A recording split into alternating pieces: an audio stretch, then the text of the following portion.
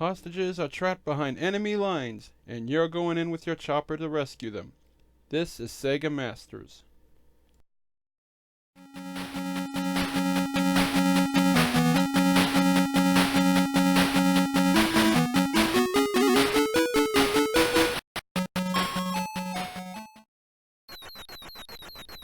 Quite a way to greet your waiting rescuees, wouldn't you say?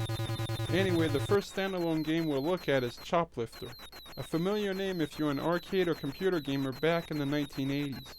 It's also one of the first Western exclusive titles with no Japanese release, and took an unusual journey to the Sega console.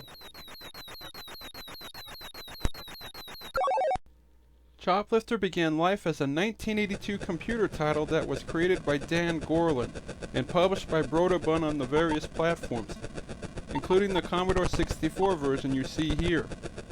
It featured the all-American premise of you as a chopper pilot out to rescue POWs trapped behind enemy lines, and hopefully bring them safely back to your home base.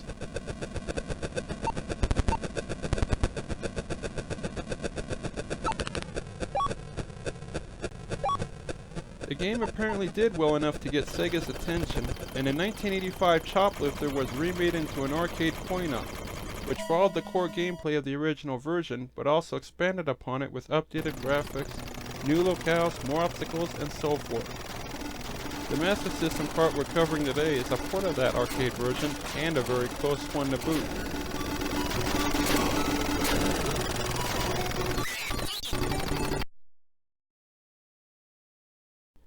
The action begins with you waving goodbye to whoever's in your home base, hopefully not for the last time, before taking off in your attack chopper to search the battlefield for the barracks where the hostages are being held.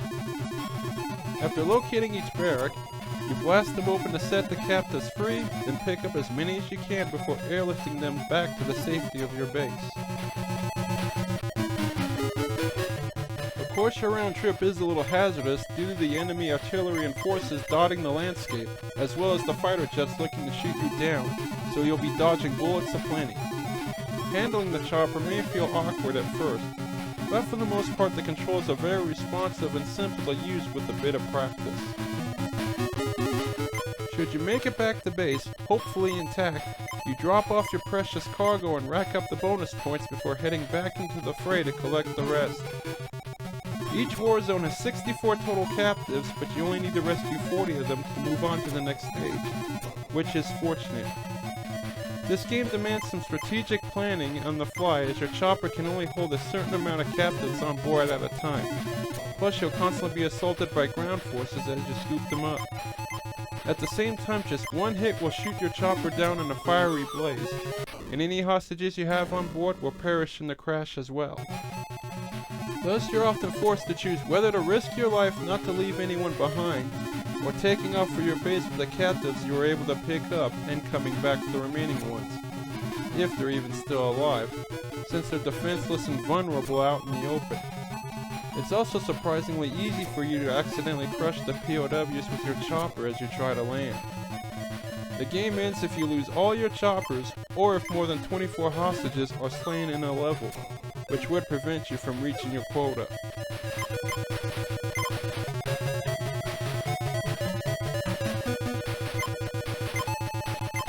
Once 40 captives are safely delivered to your home base, you're whisked off to the next level, which moves the action out to sea.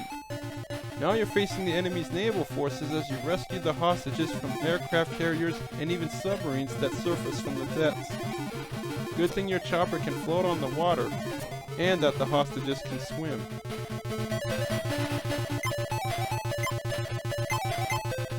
The game contains 6 total levels, most of which are good colorful locales with a little bit of parallax scrolling in the background. Most of the sprites are well detailed and animated, including the captives when they beg you to come back if you take off without rescuing them. The audio is decent with some mildly interesting background tunes and some okay sound effects, but you still get the usual beeps and boops as common with Sega cards.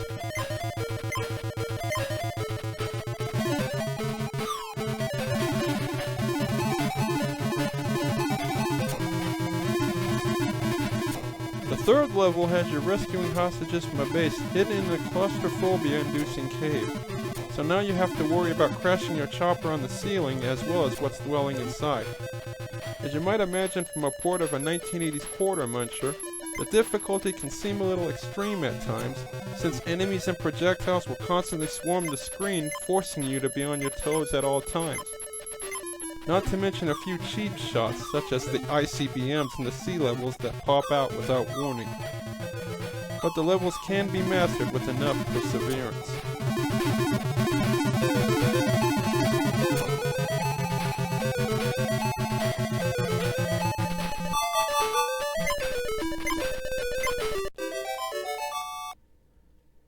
Sadly, should you complete the cave zone, you'll find the arcade's fourth level, which was set in a futuristic city, was cut out for this home version.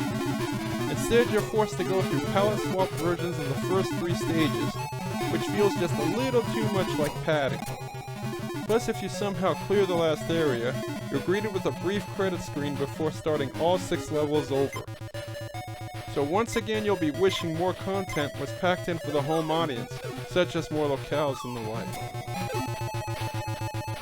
But even with a few hair-pulling moments and a slight lack of depth, Choplifter still manages to be a fine release for the Master System. The game plays very well, and there's enough engaging and addicting gameplay with that little touch of strategy to keep you coming back for a while, even if you never played the computer or arcade versions. Definitely check this one out.